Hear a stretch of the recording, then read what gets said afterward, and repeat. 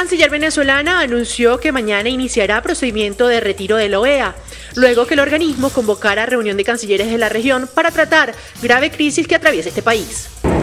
El presidente Donald Trump propone el mayor recorte de impuestos en toda la historia de Estados Unidos. Cancillería colombiana evalúa la solicitud de refugio de 3 militares venezolanos. Luego de la captura del fiscal Rodrigo Aldana, CMI conoció un informe de la Fiscalía en el que advierte que 31 funcionarios de la entidad han sido judicializados desde que llegó el fiscal Néstor Humberto Martínez. Corte Constitucional permite cirugías plásticas desde los 14 años, sin embargo el alto tribunal advirtió que deberá ser con permiso de los padres. Pese a algunos avances aún en el departamento de La Guajira, hay 1.600 niños con desnutrición aguda. Vicepresidente encabeza delegación para conocer avances de la intervención. CMI conoció en exclusiva un informe de la DIJÍN que revela que las organizaciones al margen de la ley se roban más de 586.000 barriles de petróleo, que representan más de 26 millones de dólares. Con la aprobación del Estatuto de Oposición y las garantías para la participación de las FARC en política, el Congreso cerró esta noche el primer capítulo de la aprobación de los acuerdos de paz, asegura el ministro del Interior, Juan Fernando Cristo. El Contralor General de la República, Edgardo Maya, aseguró que se necesitan 208 billones de pesos para el posconflicto en los próximos 20 años. Remesón en alcaldías locales de Bogotá. Alcalde Peñalosa solicitó la renuncia protocolaria de los 20 mandatarios. En máxima alerta esta noche poblaciones ribereñas de los ríos Magdalena y Sogamoso, tras la apertura de las compuertas del embalse de Hidrosogamoso por el lleno total de las mismas a causa del invierno. Amarok ya tuvo contacto con un ejemplar de su misma especie, una loba que se llama Kodak. Intensa lucha, Barcelona marca 7 goles, Real Madrid 6, 2 de James. Desfalco por 140 millones de dólares en Conmebol. Leos y Figueredo, los autores. Todo sobre los Juegos Nacional Junior y Melgar Medellín esta noche. El trabajo a mano de la firma Mulier y el regreso a la infancia de Farideh Ramos fueron hoy protagonistas en el segundo día del Bogotá Fashion Week. Los espero al final de la emisión en Live and Like desde la Cámara de Comercio de Bogotá. Ya nos vemos. Buenas noches. Nuestros secretos de hoy. 1. ¿Qué es lo que pasa con las empresas de seguridad? 2. Mañana Colombia mira al Chocó. 3. Ranking de transparencia. Las 10 peores entidades. Y tengo ñapa. Ranking de transparencia. Las 10 mejores. 1, 2, 3 y mi ñapa al cierre.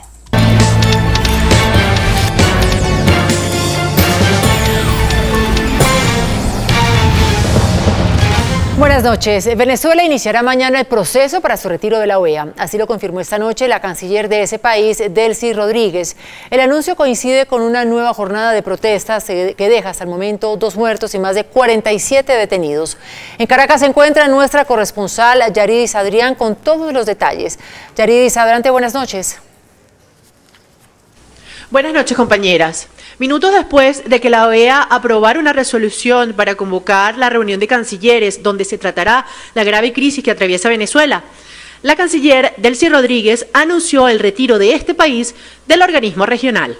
El día de mañana, tal como lo ha instruido el presidente Nicolás Maduro, presentaremos la carta de denuncia a la Organización de Estados Americanos e iniciaremos un procedimiento que tarda 24 meses. Minutos antes de estas declaraciones, en Washington se llevó a cabo la sesión extraordinaria del Consejo de Estados Americanos, OEA, en la que la ministra de Exteriores de Argentina justificó la reunión de cancilleres del organismo, señalando que la compleja situación que vive el país vecino merece la atención de la región. Lamentamos profundamente que Venezuela se distancie de esta oportunidad de diálogo. Estamos hablando de una oportunidad de diálogo convocada en el marco de lo que todos los que estamos aquí sentados hemos suscrito cuando hemos adherido a la Carta de la Organización de Estados Americanos.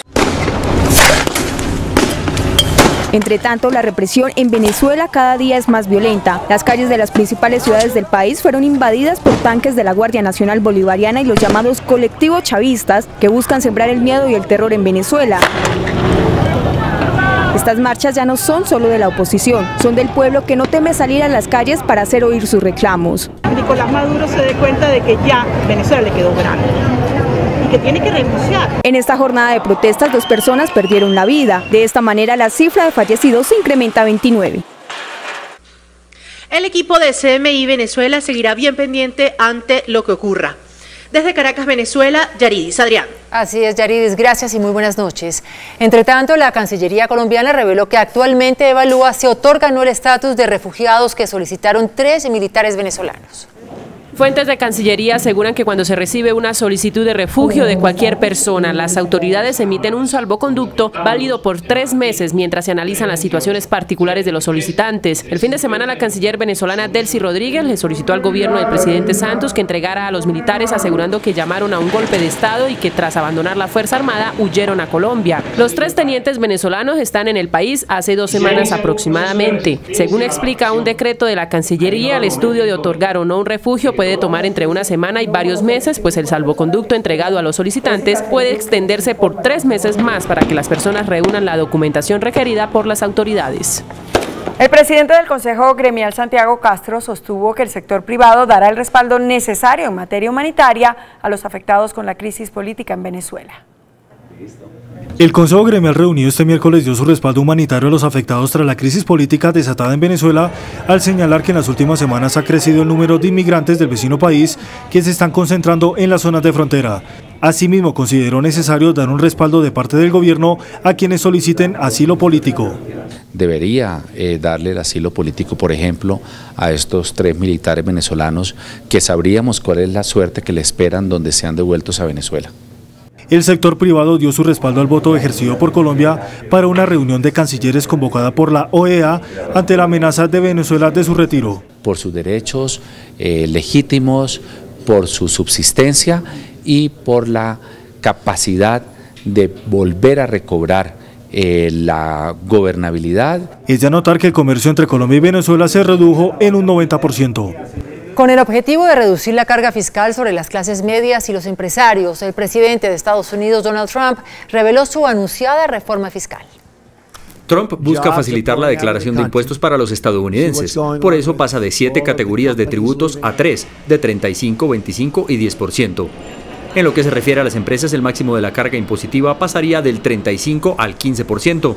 El magnate busca así reducir los impuestos para que, según él, los empresarios tengan más facilidades para prosperar en sus negocios e impulsar la economía. We believe we can get back to 3% or higher GDP that is sustainable in this country. Trump también propone acabar con el impuesto del 3.8% sobre ingresos de inversión de la administración de Barack Obama. Esta reforma debe ahora pasar por el Congreso, en donde no solo demócratas se opondrán, sino también algunos republicanos. Y es que consideran que con tal reducción fiscal habrá un enorme agujero en las arcas públicas. De hecho, la Casa Blanca aún no ha revelado su estimación sobre el impacto que tendría la reforma. Un informe elaborado por la Fiscalía General de la Nación indica que el número de funcionarios judicializados por actividades irregulares asciende a 31. Luego de que fuera capturado el fiscal delegado ante el Tribunal Superior de Cundinamarca, Rodrigo Aldana, por presuntamente haber favorecido al detenido ex senador Otto Bula, la Fiscalía reveló que ha judicializado a 31 funcionarios de la entidad. Según un informe elaborado por el ente investigador, desde que llegó el fiscal general Néstor Humberto Martínez, fueron judicializados en 2016 8 funcionarios, mientras que en lo corrido de este año ya van procesados 23. Igualmente, según el expediente del fiscal Aldana, el funcionario también es investigado por presuntamente haber intervenido en una investigación contra los narcotraficantes del clan de los Comba. Llamó mi atención la insistencia del fiscal Rodrigo Aldana en continuar con los procesos y al mismo tiempo demorar su entrega. En varias denuncias realizadas por la exdirectora de la Unidad de Fiscalías Especializadas, Caterina Haik, queda constancia de que Aldana presuntamente no habría buscado favorecer solo a Otto Bula, sino a los Álvarez Meyendorf. El fiscal general Néstor Humberto Martínez reveló que dio apertura formal a 2 investigaciones por el escándalo de corrupción que estalló en España y que salpica a Colombia y que se conoce como caso Leso. El fiscal general de la Nación, Néstor Humberto Martínez, anunció que fueron iniciadas 2 investigaciones por el escándalo de corrupción denominado como Leso y que involucra el pago de comisiones desde España para obtener contratos de alcantarillado en varios países de América Latina, incluido Colombia. De acuerdo con lo expuesto por el jefe del ente investigador, las autoridades españolas solicitaron el apoyo de la Fiscalía de Colombia, por lo que se inició con un proceso de cooperación para develar los alcances de las irregularidades. Desde hace 3 semanas tenemos información puntual sobre los hechos que se indagan en España. La Fiscalía ya abrió una investigación Martínez anunció que investigan la empresa AAA, encargada del servicio de agua, aseo y alcantarillado en Barranquilla y varios municipios del Atlántico. El fiscal general de la Nación se reunirá el próximo 16 de mayo con el fiscal de España en la ciudad de Madrid. Por su parte, la Superintendencia de Sociedades habló de la sanción que INASA puede enfrentar si se comprueba que incurrió en soborno transnacional. La Superintendencia, conforme a la ley 1778, y si el hecho ocurrió después de la vigencia de la ley en el 2016, pues podría tener facultades para imponer sanciones muy cuantiosas que van hasta los 200.000 salarios mínimos, es decir, cerca de 40 millones de dólares por la infracción. La Corte Constitucional dio vía libre a las cirugías estéticas desde los 14 años de edad, siempre y cuando se tenga autorización de los padres del paciente. La Sala Plena de la Corte Constitucional condicionó parte de la Ley 1799-2016, mediante la cual se fijaban límites para la realización de cirugías estéticas. En ese punto, la Corte determinó que a partir de los 14 años de edad se podrán realizar procedimientos quirúrgicos siempre y cuando exista el consentimiento de un adulto. La Corporación Judicial acogió la ponencia que presentó la magistrada Gloria Ortiz, en donde argumentaba que los menores de edad tienen derecho al libre desarrollo de la personalidad. Al respecto, el senador Jorge Iván Ospina rechazó la decisión y aseguró que es inaudita. Es una apuesta hedonista, que jovencitos menores de 18 años se adelanten cirugías estéticas y plásticas de alta envergadura y que ahora la Corte lo permita a mayores de 14 es insólito. Se determinó que cuando una persona decide realizarse una cirugía estética es con el fin de mejorar partes físicas de acuerdo a su libre desarrollo. Pese a que se redujo en un 42% el número de menores fallecidos por casos de desnutrición en La Guajira, aún cerca de 1.600 niños sufren de desnutrición aguda. La cifra se conoció durante el balance de la intervención al departamento que encabezó el vicepresidente Óscar Naranjo.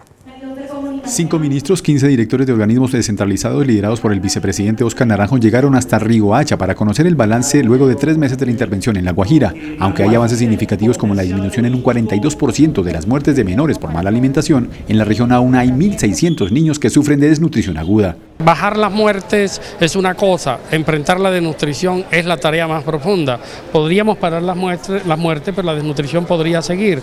Lo importante en este caso es que paremos las muertes, pero luego nos ocupemos ya de la desnutrición como problema de fondo. La ministra de Educación destacó los planes para la alimentación escolar en convenio con el Programa Mundial de Alimentos y la formalización docente. Avances en salud, agua potable, agricultura también se escucharon en la audiencia, que se extendió por más de 5 horas. La apuesta es nombrar 3.300 docentes en La Guajira. Muy importante decir que hoy tenemos en este departamento 5.500. Estamos comprometiendo en mejorar lo que se conoce como el Laboratorio de Salud Pública y el Centro de Regulador de Urgencias. Algunos alcaldes del departamento de La Guajira criticaron la intervención, aseguran que aún no hay avances significativos. Y la gente quiere ver que lo inmediato, que hay situaciones que sean inmediatas, se solucionen de manera inmediata. Yo diría que hay muchos retos y muchos desafíos, pero que el gobierno se aproxima con compromiso total, pleno, sobre la base de una sensibilidad por los niños. El gobierno seguirá vigilante al manejo de los recursos que en el pasado fueron foco de corrupción en La Guajira. El robo de combustibles a Ecopetrol le provoca pérdidas anuales por 26 millones de dólares a la compañía. Así lo revela un informe de inteligencia conocido por CMI. La DIJÍN ya tiene identificado que estas organizaciones que se dedican al hurto de hidrocarburos lo hacen para financiar organizaciones al margen de la ley, como lo son el ELN y los Pelusos en la zona del norte de Santander. Algunos de ellos colaboraban con organizaciones delincuenciales muy estructuradas en norte de Santander, entre Sardinata y Tibú. Los videos de inteligencia muestran que el crudo es sustraído con válvulas ilícitas, es llevado a refinerías artesanales ubicadas en la selva del Catatumbo, donde destilan y luego es transportado a lugares donde lo comercializan. Además, ese proceso genera un producto conocido como pategrillo que también es vendido a laboratorios clandestinos de cocaína, y los miles de millones de pesos que deja este acto ilícito van a los bolsillos de estas organizaciones criminales, las cuales se roban al año 586.582 barriles de petróleo, que le genera pérdidas a Ecopetrol por 26.813.887 dólares al año. En primer lugar, el ELN sería responsable de aproximadamente el 60% de la pérdida de petróleo de todo el país, que equivale a 16.088.332 millones de dólares. Los pelusos, por su parte, serían responsables de aproximadamente el 30% de la pérdida del petróleo del país, lo que equivale al 8.044.167 dólares. Los grupos de delincuencia común organizada que están en la zona serían los responsables del otro 10% de la pérdida de petróleo, que equivale al 2.6 millones de dólares. El Congreso cumplió esta noche la primera etapa de la aplicación de los acuerdos de paz, aseguró el ministro del Interior, Juan Fernando Cristo, al celebrar la aprobación del Estatuto de Oposición y las garantías para la participación de las FARC en política. El Estatuto de Oposición y las garantías para el partido político que conformen las FARC cuando se desarmen fueron dos reformas aprobadas esta noche por la plenaria del Senado, de donde se retiró la bancada uribista. Ha quedado concluido un paquete de reformas constitucionales y legales que garantiza la reincorporación de las FARC a la vida civil, que garantiza el cumplimiento del cronograma del desarme el día de más 180 y la transformación de las FARC en partido político. Este es un hecho histórico para Colombia. Indiscutiblemente es un hecho trascendental en la vida colombiana, porque facilita y permite que efectivamente la insurgencia se reincorpore a la vida legal, a la acción política abierta, al amparo de la Constitución y la ley. Una concesión más al grupo criminal y es una reforma política por la puerta de atrás, entregarle curules gratis y adicionalmente permitirles que sin que paguen por los delitos atroces como lo proscribe la Constitución puedan hacer política. El Congreso debe ahora aprobar una reforma política y otra electoral, así como una reforma rural integral para dar paso a la segunda parte de los acuerdos del gobierno con las FARC. El Contralor General de la República, Edgardo Maya, aseguró que se necesitan 208 billones de pesos para la implementación de los acuerdos de paz en los próximos 20 años.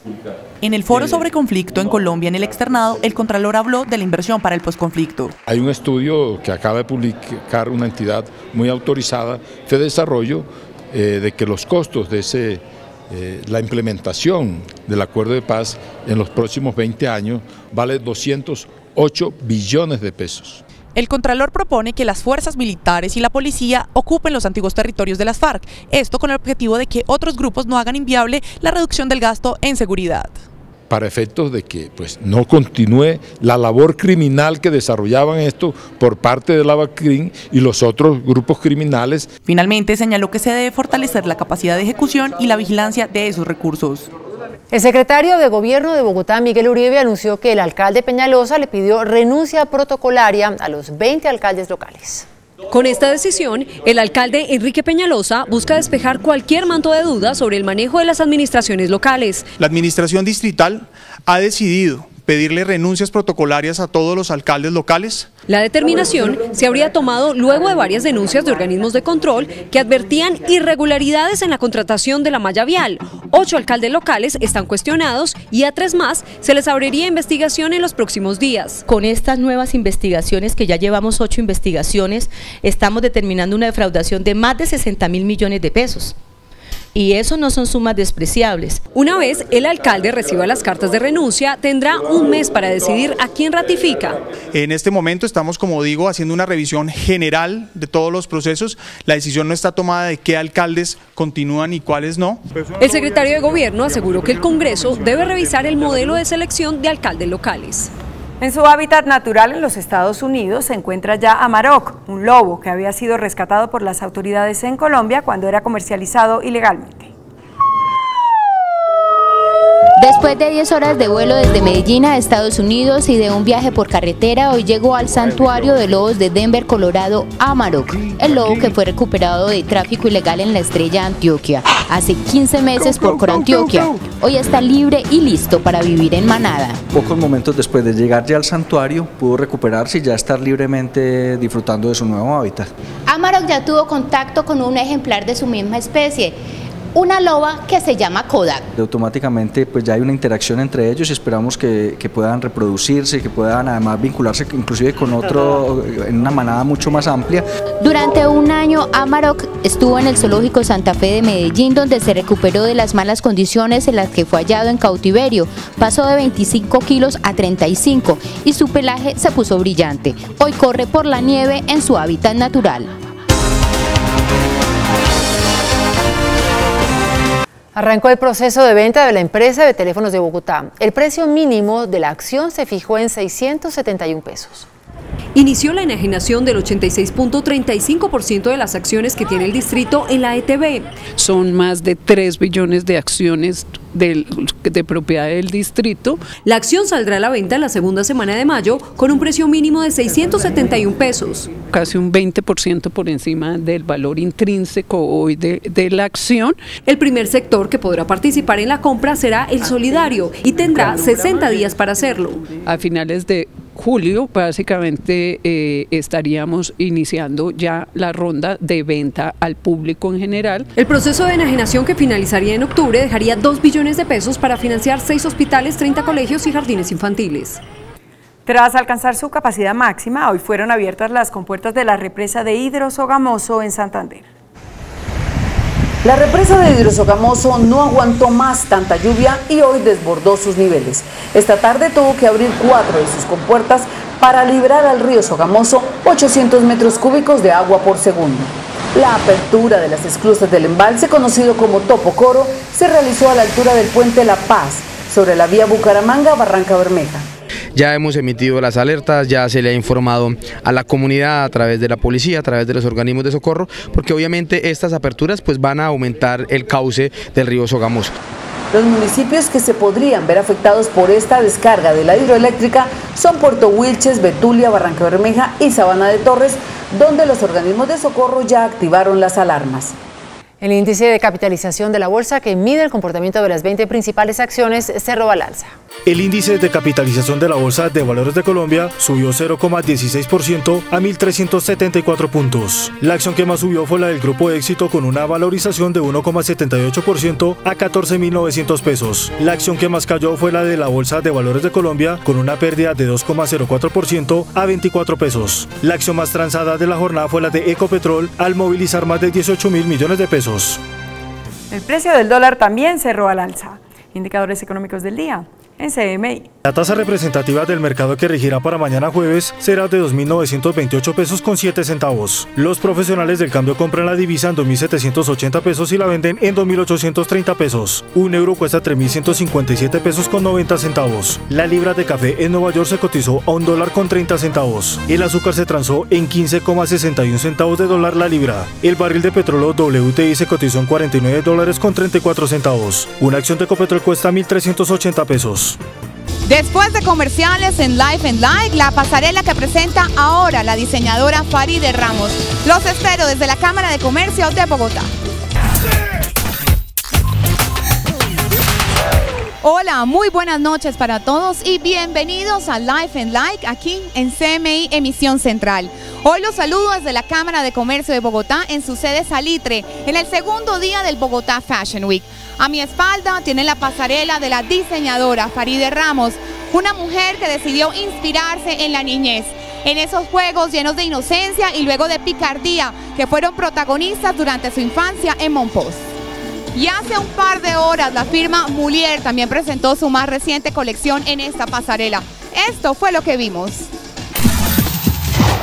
La firma Moulier es joven, pero robusta en el exitoso recorrido que lleva en el país. La naturaleza en su más pura esencia es la protagonista de su más reciente colección. Se llama La Poesía del Silencio, está inspirada en todas las texturas de la naturaleza.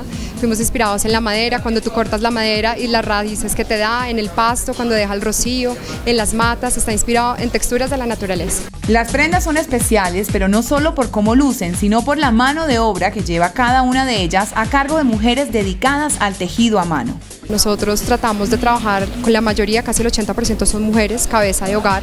Todas nos tejen y nos bordan a mano y pagamos justo precisamente para que ellas puedan seguir construyendo empresa y no simplemente quedarse como una tejedora o una bordadora más. Los tejidos sobrepuestos, colores cálidos y prendas sueltas son la apuesta de esta joven marca.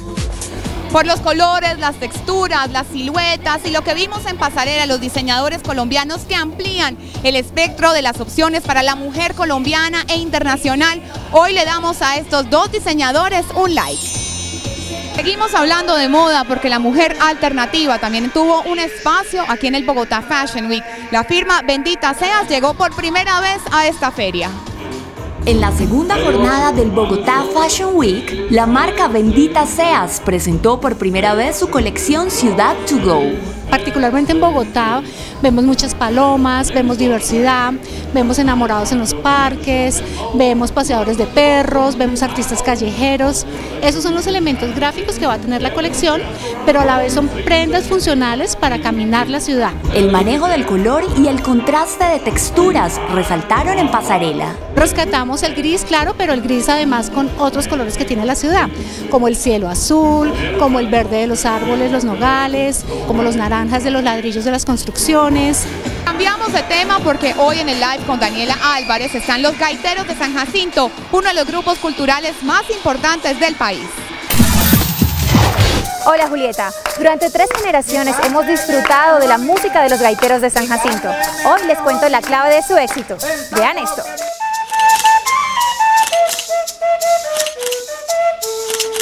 Los Gaiteros de San Jacinto ha trascendido tanto y seguirá trascendiendo porque es una música autóctona y nosotros la llevamos siempre en la sangre.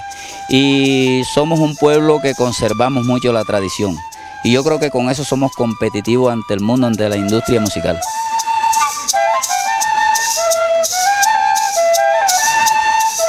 Todo el que ve una gaita, el que toca una gaita, el que la siente, está sintiendo los años de historia de nuestra Colombia aborigen. Estamos llevando los recuerdos del maestro Toño Fernández, Juan y José Lara, que fueron los grandes de la gaita, como la otra generación que siguió de Juan Alberto Fernández Polo, el conocido Juan Chuchita, mi tío Toño García y todas esas generaciones, que nos transmitieron esos conocimientos a nosotros y seguimos con esa tradición.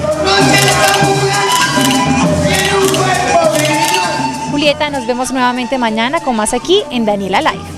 Hasta aquí Live and Like en CMI Emisión Central. Yo me despido desde el segundo día del Bogotá Fashion Week en la Cámara de Comercio de Bogotá. Les deseo a todos una feliz noche y nos vemos mañana con más información. Chao, chao.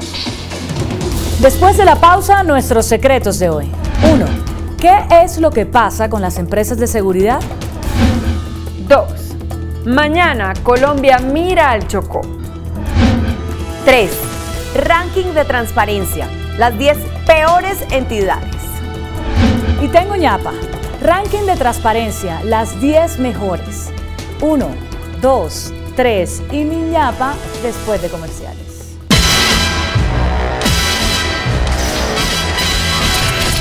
Nuestros secretos de hoy. 1. ¿Qué es lo que realmente ocurre con las empresas de seguridad y vigilancia privada? 1. Todas estas compañías estaban controladas por Jorge Arturo Moreno, conocido como el zar de la seguridad. 2. Este señor Moreno presentaba en licitaciones públicas varias ofertas en cabeza de empresas controladas ocultamente por él, simulando competencia cuando en realidad eran suyas. Es decir, con cualquiera que recibiera la adjudicación, ganaba. 3. Por estos hechos, la superindustria lo sancionó con una multa de 26.000 millones de pesos. Multa como castigo al cartel creado para licitar. 4. Por esto, Moreno tiene un proceso penal en la Fiscalía.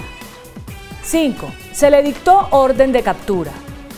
6. Moreno huyó, se encuentra prófugo y lo busca la Interpol. 7. Hay evidencia de que salió de Panamá a Estados Unidos. El superintendente Felipe Robledo se declaró impedido para sancionarlo por haber sido el testigo clave contra Moreno en la investigación de la Fiscalía. Moreno logra lo increíble, ser prófugo en Estados Unidos hace más de 7 meses. 2. Mañana altos funcionarios tendrán que explicar por qué al Chocó no llega el Estado. Tendrán que responder al clamor de seguridad y atención social de comunidades afectadas por la creciente presencia del ELN y de bandas criminales. El defensor del pueblo, Carlos Negret, citó al vicepresidente, a los ministros del Interior y Defensa, al fiscal, al procurador, a comandantes de las fuerzas militares y de la policía para que expliquen cómo enfrentan la crisis que vive Chocó por el incremento de homicidios, masacres, secuestros, desplazamiento y amenazas. Para no correr el riesgo de ausencia, Negret no citó a Quibdó, sino al Tequendama. Chocó merece no solo que asistan, sino que actúen. 3. Transparencia por Colombia evaluó el riesgo de corrupción en 75 entidades públicas de todo el país. Hay grandes triunfadores y grandes derrotados en la evaluación. Los que más cayeron en el ranking fueron: puesto 75, Unidad de Información y Análisis Financiero, UIAF. 74, Fiscalía General de la Nación. En el puesto 73, Superintendencia de Economía Solidaria. 72, Senado de la República. En el puesto 71, Departamento para la Prosperidad Social. 70, Agencia Nacional de Minería. 69, Derechos de Autor. 68, Instituto Agropecuario ICA. En el puesto 67 está el SENA. 66, Aerocivil. Para destacar, el INVIAS cayó del puesto 30 al 56 y el Ministerio de Educación del 10º puesto cayó al 34. Y tengo ñapa. Las entidades que más subieron en transparencia este año fueron las siguientes. Departamento Nacional de Planeación subió del puesto 74 al 3º. Bienestar Familiar pasó del puesto 78 al 7º. La Contraloría General de la República subió del puesto 19 al 5º y quedó primera entre los entes de control. Las Supersociedades mantuvo este año el primer puesto que también logró el año pasado. Los 10 primeros fueron: primer puesto, Francisco Reyes, Supersociedades. Segundo, Gerardo Hernández, Superfinanciera. Tercero, Simón Gaviria, Departamento Nacional de Planeación. Cuarto puesto, Liliana Caballero, Departamento Administrativo de la Función Pública. Quinto, Edgardo Maya, Contraloría General de la República. Sexto, Javier Guzmán, INVIMA. Séptimo puesto, Cristina Plazas, ICBF. Octavo, Alfonso Prada, Departamento Administrativo de la Presidencia. Noveno, Ministro de Defensa, Luis Carlos Villegas. Y 10º puesto, Norman Julio Muñoz, Superintendencia de Salud. Aplausos para los mejores. Y tomates para los peores. Hasta mañana, que descansen.